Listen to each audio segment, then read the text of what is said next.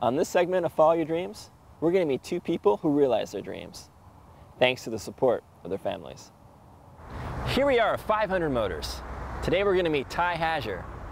Cars have always been in his family's blood. But Ty started this lot in Oceanside when he was 19 with one car. While his friends went off to college, Ty went into business for himself. You go to college, right? That's what you're supposed to do. You're supposed to go to college. And I said, I don't want to go to college. My father, even though he's in the business, I think that he might think differently now. But back then, he probably wishes I would have gone to school. And my mom said, whatever you want to do, Ty. I mean, just do what you want to do. It's your life. And I didn't want to go to school. I'm just more of a hands-on kind of a guy. I'm a people person. I love cars. I said, what better to get into the auto business? The auto business was a natural fit for Ty. 500 Motors started with his grandfather in 1958, and 9 years ago, he set out to run his own dealership. Some of it's waiting. You got to do your fictitious business name, and you got to get a location. So that was a little risky for us. I mean, here we were renting a location, and just to get a license. His first location had a slight challenge.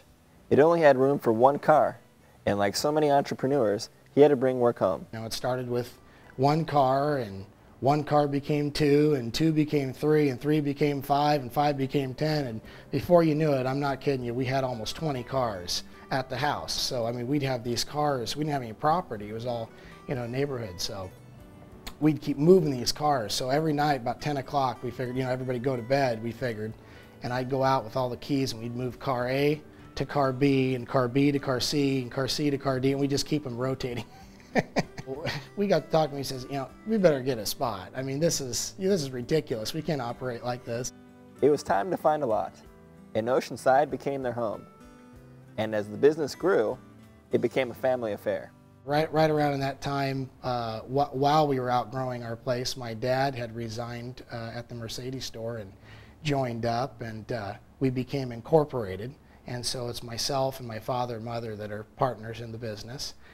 My brother and his wife help out here. It's just a real nice family environment. Ty has grown from a 19-year-old with a dream and one car to owner of one of San Diego's top 5 independent dealerships.